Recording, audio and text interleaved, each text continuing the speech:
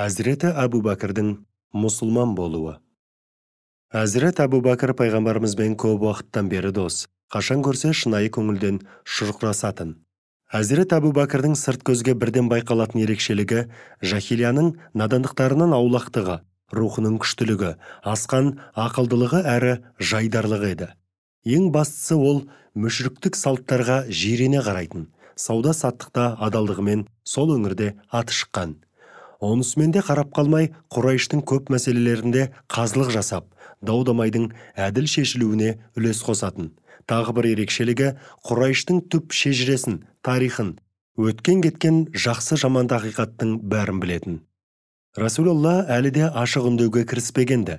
Дегенмен, ұзын құлақ тыныш жатсын ба, азды-көпті болған жайды естіп үлгерген.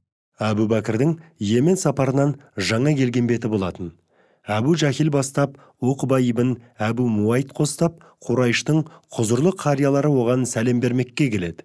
Амандық саулықтан соң, Әзірет Әбу Бәкір, мен жоқта нендей уақиғалар болды, ел аман, жұрт тыныш па, айта отырыңдар деді. Ақсақалдар, ей Әбу Бәкір, ел ішінде бүлік шықты. Мұндай сұмдықты кім естіген бұрын соңды деп орағытып әкеп, әлгі Әбу Тәліп ақсақалдың қолында өскен жетімек Мұхаммед деген бар емес пе еді? Сол өзін пайғамбармын деп жариялаған көрінеді. Біз ұзын құлақтан естіп жағамызды ұстап, не де болса сенің келуіңді тосайық дедік. Әйтпесе шыдас берерлік оқиға ма осы?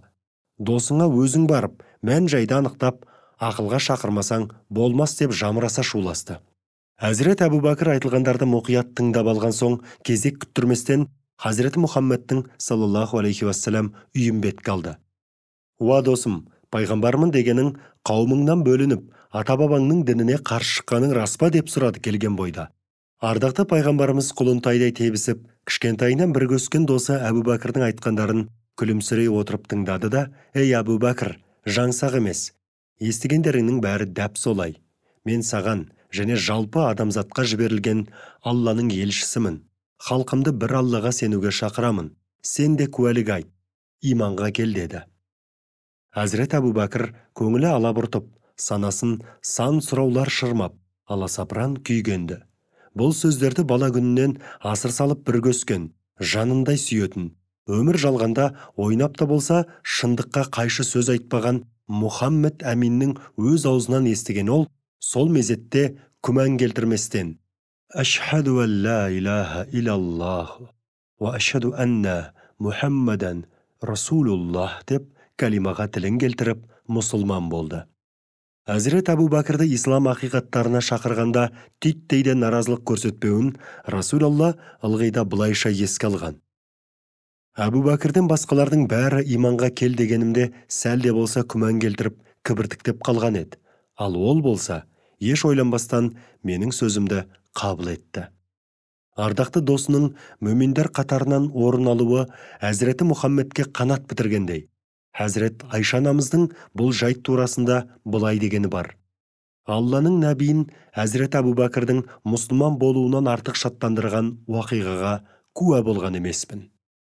Исламға мойынсұнған Әзірет Әбу Бәкір бұған дейін көрген, әрдайым есінен шықпай жүрген бір түсі де өңіне айналды. Ол түсінде толықсыған бір айдың Меккеге барынша нұрын төккенін, сосын жайлап бірнеше бөлікке бөлініп, үйдегі таралғанын, ең соңында жиналып көз шағылыстыратын сәуленің өз үйіне енгенін көргенді. Бұл түсін сол кездегі Тәурат Інжілден мол хабары бар оқымыстыларға жортқанда, бәрі бірінің аузынан бір түкіріп қойғандай, көптен күтілген соңғы пайғамбардың Меккеден шығатынын, Әбу Бәкірдің соның ізінен еріп, бақыттылар сапында орын алатынын айтқан. Әзірет Әбу Бәкір мұсылмандықты қабылдағанын ашық айтудан да жасқанбады. Әрине, күтпеген уақиға Құрайыштардың қабырғасын қайыстырғандай әсер етті. Олар қанша байбалам салғанмен кері қайтар жол жоқ еді. Өйткені ол Құрайыштар арасында беделді, сенімді, сертіне берік, баршаға сыйлы болатын. Хазірет Әбу Бәкір мұсылмандықты қабылдаған ерікті еркектердің символы іспетті. Оның иманға келуі бұл шеңбердің кеңейе түсуіне, ақ жолды таңдаушылардың артуына себеп болды. Тек еріктілер ғана емес, құлдар да иман каусарынан өз үлестерін ала бастады. Солардың бірі әрі бірегейі басыбайлы құл Хәзіреті Біләл Хабаши. Әрқайсысы әртүрлі топтың өкілдері сынды. Алғашқы мұсылмандар мыналар: әйелдерден Хадиша, балалардан Әли, ерікті ерлерден Әбу Бәкір, құл еркектер арасынан Біләл Хабаши, азат болған құлдардан Зәйд ибн Хариса. Әзірет Әбу Бәкірде мұсылман болған соң исламға, иманға үндеу жұмыстары жасырын болса да жылдамдады. Исламның ләззатын татып үлгергендер жақын жуық туған туысқандарымен осынау бақытты бөлісуге асықты. Ет жақын жора жолдастарын мүшріктік азабынан, жахилияның жиіркенішті ортасынан құтқаруды аңсады. Бұл мәселеде де Әбу Бәкір алдыңғы сапта. Осы атпал азаматтың ықпалымен күннен күнге мұсылмандар қатары толыға түсті. Олардың кейбіреулері Осман ибн Аффан, Зубайр ибн Ауам, Абдуррахман ибн Ауф, Сағд ибн Әбу Уаққас, Талха ибн Убайдулла, Алла олардан разы болсын. Осы бесеуі кейіннен жәннаттан жай алған сахабалар арасында аталады. Тек ерлер ғана емес, мұсылман әйелдер қатары да күн санап көбейе берді.